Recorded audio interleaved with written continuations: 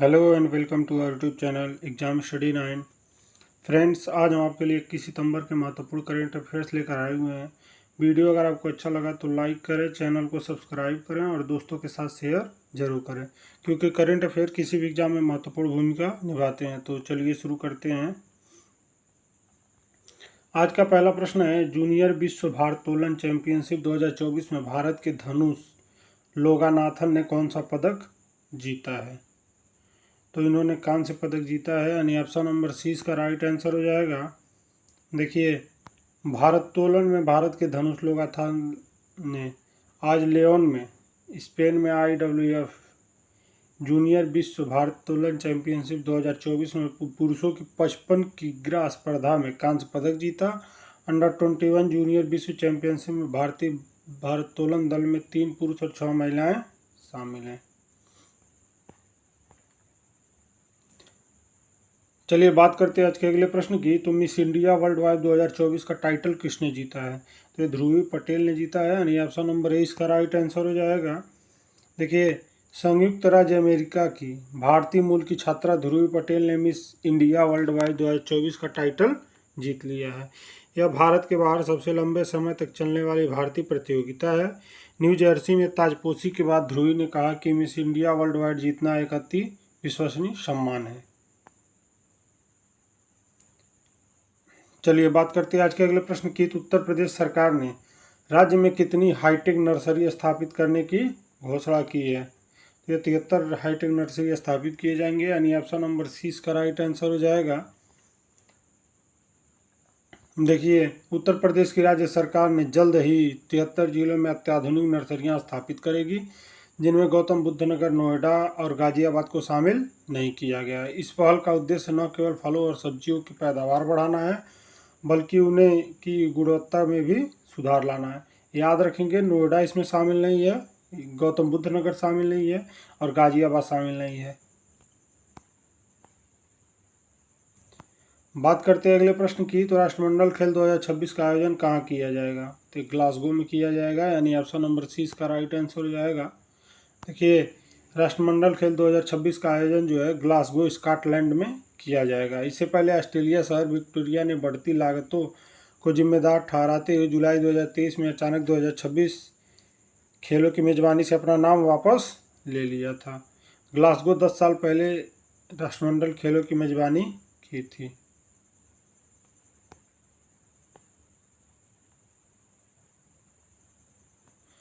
बात करते हैं अगले प्रश्न की। तो प्रधानमंत्री जनजातीय उन्नत ग्राम अभियान योजना के लिए कितने करोड़ रुपए आवंटित किए गए हैं?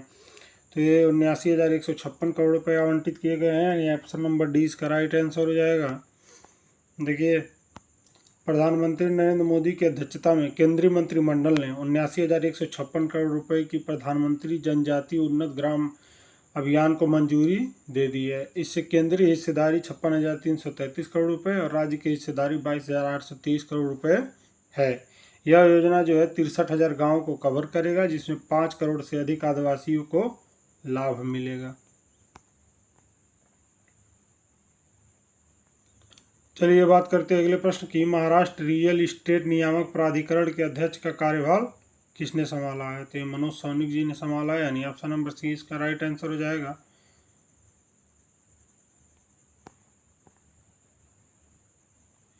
देखिए, महाराष्ट्र के पूर्व मुख्य सचिव मनोज सौनिक ने हाल ही में महाराष्ट्र रियल इस्टेट नियामक प्राधिकरण यानी महारेरा के अध्यक्ष के रूप में कार्यभार संभाला है। सौनिक को जुलाई में इस पद पर नियुक्त किया गया था और उन्होंने अजय मेहता की सेवानिवृत्ति के बाद कार्यभार अब संभाला है।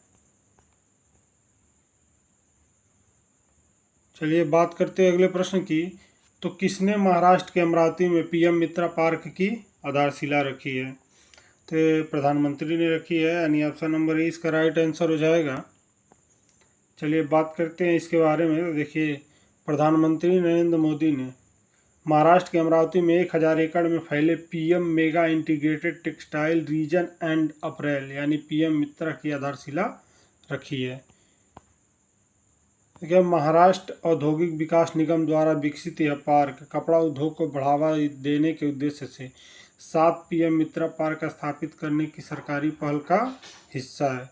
और देखिए इन पार्कों को विश्व स्तरीय औद्योगिक संरचना बनाने के लिए डिजाइन किया गया है। चलिए जानते हैं हम प्रधानमंत्री मोदी जी ने महाराष्ट्र में कौन सा और अनावरण किया। तो देखिए प्रधानमंत्री ने महाराष्ट्र में आचार्य चाणक्य कौशल विकास योजना का शुभारंभ किया है। देखिए आचार्य चाणक्य कौशल विकास योजना का उद्देश्य महाराष्ट्र भर के प्रमुख कॉलेजों में जो है प्रशिक्षण केंद्र स्थापित करना है।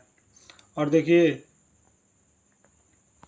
इस पहल का लक्ष्य जो है 15 से 45 वर्ष की आयु के युवाओं को निःशुल्क कौशल विकास शिक्षा प्रदान करना है, ताकि उन्हें आत्मनिर्भर बनने और रोजगार की संभावना को बेहतर बनाने में सहायता मिल सके। और राज्य में हर साल लगभग 1,50,000 युवा इस कार्यक्रम से लाभान्वित होंगे। चलिए महाराष्ट्र एक और न्यूज। तो पीएम ने पुण्य श्लोक अहिल्या देवी होलकर महिला स्टार्टअप योजना शुभारंभ किया। देखिए प्रधानमंत्री नरेंद्र मोदी ने महाराष्ट्र में शुरुआती चरण की महिला नेतृत्व वाली स्टार्टअप को समर्थन देने के लिए पुण्य श्लोक अहिल्या देवी होलकर महिला स्टार्टअप योजना शुरुआत की है।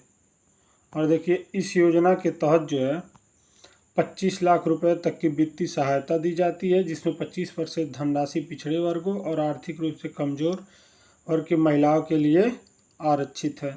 और इस पहल का उद्देश्य जो है महिला उद्यमियों को सशक्त बनाना है, जिससे उन्हें आत्मनिर्भर और स्वतंत्र बनने में सहायता मिले। चलिए बात करते हैं अगले प्रश्न की। तो किसने स्वच्छता ही सेवा सफाई मित्र सुरक्षा शिविर आयोजित किया है। तो ये सेल ने किया है, यानी ऑप्शन नंबर सी इसका राइट आंसर हो जाएगा। देखिए steel authority of India limited यानी सेल ने स्वच्छता ही सेवा 2024 अभियान के तहत कारपोरेट कार्यालय में सफाई मित्र सुरक्षा शिविर स्वास्थ्य जांच शिविर का आयोजन किया। और यह जो है सफाई मित्रों स्वच्छता कार्यकर्ताओं की भलाई पर केंद्रित है, जो सेल के परिचालन में स्वच्छता बनाए रखने में उनकी महत्वपूर्ण भूमिका को स्वीकार करते हैं। देखिए सेल के अध्यक्ष जो है इस समय श्री अमरेंदु प्रकाश जी हैं। बात करते हैं अगले प्रश्न की। कौन अक्टूबर में यूविन वैक्सीन प्रबंधन पोर्टल लॉन्च करेंगे। तो ये प्रधानमंत्री मोदी करेंगे, यानी ऑप्शन नंबर डी इसका राइट आंसर हो जाएगा। देखिए यूविन ऑनलाइन वैक्सीन प्रबंधन पोर्टल गर्भवती महिलाओं और 17 वर्ष तक के बच्चों के लिए टीकाकरण और दवाओं के डिजिटल रिकॉर्ड को बनाए रखने के लिए डिजाइन किया गया है। देखिए पोर्टल जो है वर्तमान में पायलट आधार पर चालू है और इसका उद्देश्य स्वास्थ्य सेवा ट्रैकिंग को बढ़ाना है। पीएम मोदी ने महाराष्ट्र के वर्धा में राष्ट्रीय पीएम विश्वकर्मा कार्यक्रम के बारे में इसकी जानकारी दी। चलिए बात करते हैं अगले प्रश्न की। किस द्वीप समूह में खुले जल में तैराकी अभियान को हरी झंडी दिखाई गई है। तो ये अंडमान निकोबार में दिखाई गई है, यानी ऑप्शन नंबर ए इसका राइट आंसर हो जाएगा। देखिए रक्षा मंत्री श्री राजनाथ सिंह ने अंडमान और निकोबार द्वीप समूह में कई द्वीपों पर एक अद्वितीय ओपन वाटर तैराकी अभियान का उद्घाटन किया, जिसका नाम परमवीर चक्र पुरस्कार विजेताओं के नाम पर रखा गया है। देखिए त्रिसेवा अंडमान और निकोबार कमान शुरू किए गए इस अभियान में 11 कर्मियों के बिना किसी सहायता के 5 महीनों में 300 किलोमीटर से अधिक दूरी तय की और प्रत्येक द्वीप पर राष्ट्रीय ध्वज फहराया है। चलिए बात करते हैं आज के अगले प्रश्न की। तो किसने ESAF स्मॉल फाइनेंस बैंक के साथ मिलकर वाहन वित्त पोषण के लिए साझेदारी की है, यानी जो भी व्हीकल फाइनेंस है उसके लिए साझेदारी की है। तो ये टाटा मोटर्स ने किया है, यानी ऑप्शन नंबर सी इसका राइट आंसर हो जाएगा। देखिए टाटा मोटर्स ने अपने वाणिज्यिक वाहन ग्राहकों के लिए वित्त पोषण समाधान प्रदान करने के लिए ESAF स्मॉल फाइनेंस बैंक के साथ साझेदारी की है। समझौता ज्ञापन में शुरुआत में छोटे और हल्के वाणिज्यिक वाहनों पर ध्यान केंद्रित किया गया है, जिससे टाटा मोटर्स के संपूर्ण वाणिज्य पोर्टफोलियो के वित्त पोषण का विस्तार करने की योजना है। देखिए, इस सहयोग का उद्देश्य वाणिज्यिक वाहन क्षेत्र में ग्राहकों के लिए पहुंच और सहायता को बढ़ाना है। चलिए बात करते हैं एक और करंट की। तो देखिए, खगोलविदों ने सबसे बड़े ब्लैक होल जेट की खोज की है, जिसका नाम पोरफिरियन रखा गया है। याद रखेंगे। देखिए, पोरफिरियन का व्यास जो है 23 मिलियन प्रकाश वर्ष है, जो मिल्की वे के आकार से भी बड़ा है। नेचर से प्रकाशित इस खोज का पता चला है कि एक दूर की आकाशगंगा में सुपरमैसिव ब्लैक होल द्वारा प्रक्षेपित जेट्स NGC 2663 जैसे पहले से पहचाने गए जेट से कहीं अधिक है। देखिए, पश्चिमी ऑस्ट्रेलिया में CSIRO के ऑस्ट्रेलियन स्क्वायर किलोमीटर एरेपांथफाइर यानी ASCAP का उपयोग करके जेट्स की पुष्टि की गई है। चलिए बात करते हैं अगले प्रश्न की। भारत के किस सार्वजनिक क्षेत्र के उपक्रम को राजभाषा कीर्ति पुरस्कार 2023-24 से सम्मानित किया गया? तो NMDC लिमिटेड को किया गया, यानी ऑप्शन नंबर डी इसका राइट आंसर हो जाएगा। बात करते हैं अगले प्रश्न की। तो केंद्रीय मंत्री नितिन गडकरी ने कहाँ विश्व के सबसे ऊंचे बास टावर का वीडियो कॉन्फ्रेंसिंग के जरिए लोकार्पण किया है? तो ये बेमेतरा में किया गया है, यानी ऑप्शन नंबर ए इसका राइट आंसर हो जाएगा। चलिए बात करते हैं अगले प्रश्न की। तो किसने भारत का पहला बायोमेट्रिक भुगतान समाधान लॉन्च किया है, यानी ऐप लॉन्च किया है? तो ये PayU फ्लैश पे ने किया है, यानी ऑप्शन नंबर डी इसका राइट आंसर हो जाएगा। चलिए बात करते हैं इसके बारे में। देखिए, PayU फ्लैश पे का अनावरण किया गया, जो कार्ड भुगतान के लिए उद्योग का पहला बायोमेट्रिक प्रमाणीकरण समाधान है, जो SMS OTP के बिना 10 सेकंड से कम समय में फिंगरप्रिंट या चेहरे के माध्यम से लेन देन की अनुमति देता है। और देखिए, ग्लोबल फिनटेक फेस्टिवल 2024 में पेश किए गए इस अभिनव समाधान का उद्देश्य उपयोगकर्ताओं को सुविधा को बढ़ाना, लेन देन की सफलता दर में वृद्धि करना और धोखाधड़ी के खिलाफ सुरक्षा को मजबूत करना है। चलिए बात करते हैं आज के अगले प्रश्न की। तो भारत के तीसरे स्वदेश निर्मित कितने मेगावाट परमाणु रिएक्टर की क्रिएटिविटी प्राप्त की? तो ये 700 मेगावाट की प्राप्त किया गया, यानी ऑप्शन नंबर सी इसका राइट आंसर हो जाएगा। देखिए, भारत के तीसरे स्वदेश निर्मित 700 मेगावाट क्षमता वाले परमाणु रिएक्टर ने सफलतापूर्वक क्रिटिकलिटी प्राप्त कर ली है। इससे वाणिज्यिक बिजली उत्पादन शुरू हो जाएगा। तो देखिए, यह रिएक्टर जो है प्रेशराइज हैवी वाटर रिएक्टर की नई श्रृंखला का हिस्सा है, जो रावत भाटा में राजस्थान परमाणु परियोजना में स्थित है।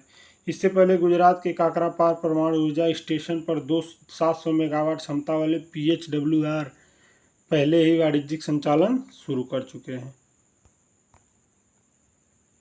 चलिए अब जानते हैं कुछ और महत्वपूर्ण करंट अफेयर्स। तो LIC म्यूचुअल फंड ने मैन्युफैक्चरिंग फंड लॉन्च किया है। NFO 4 अक्टूबर तक खुला रहेगा। देखिए, LIC म्यूचुअल फंड ने LIC मैन्युफैक्चरिंग फंड लॉन्च किया है, जो मैन्युफैक्चरिंग सेक्टर पर केंद्रित एक ओपन एडेड इक्विटी स्कीम है, जिसमें सब्सक्रिप्शन 4 अक्टूबर तक खुला रहेगा। देखिए, इस फंड का लक्ष्य मैन्युफैक्चरिंग कंपनियों की इक्विटी और संबंधित उपकरणों में निवेश करके लंबी अवधि में पूंजी बढ़ाना है। और इस स्कीम को Nifty India manufacturing index total research index के बेंचमार्क पर रखा गया है।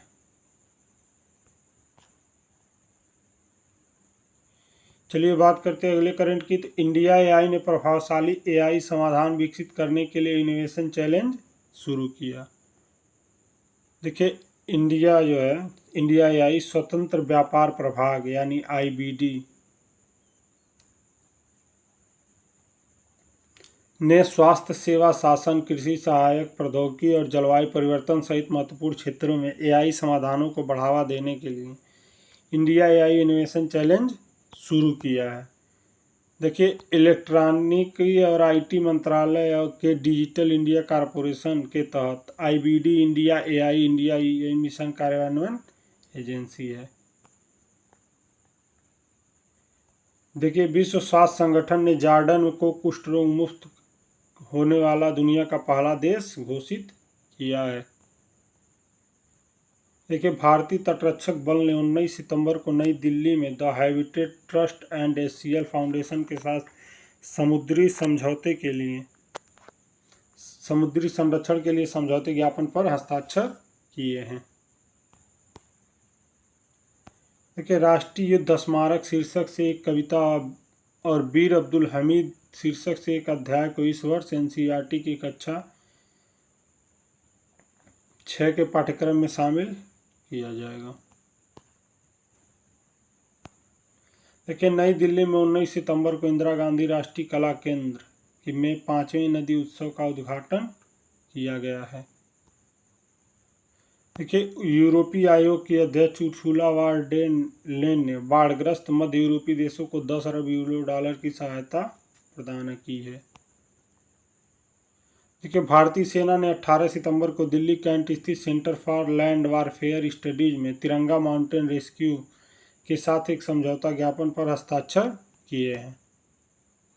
देखिए, गैर संचारी रोगों एनसीडी के रोकथाम के लिए नियंत्रण के लिए भारतीय आयुर्विज्ञान अनुसंधान परिषद यानी आईसीएमआर को प्रतिष्ठित UN inter agency task force पुरस्कार से सम्मानित किया गया है, याद रखेंगे। देखिए, तकनीक नवाचार में भारत के नेतृत्व को मजबूत करने के लिए दूरसंचार उत्कृष्टता केंद्र भारत व विश्वेश्वरैया टेक्नोलॉजी यूनिवर्सिटी और विश्वेश्वरैया अनुसंधान और नवाचार फाउंडेशन के बीच एक समझौता ज्ञापन पर हस्ताक्षर किए गए।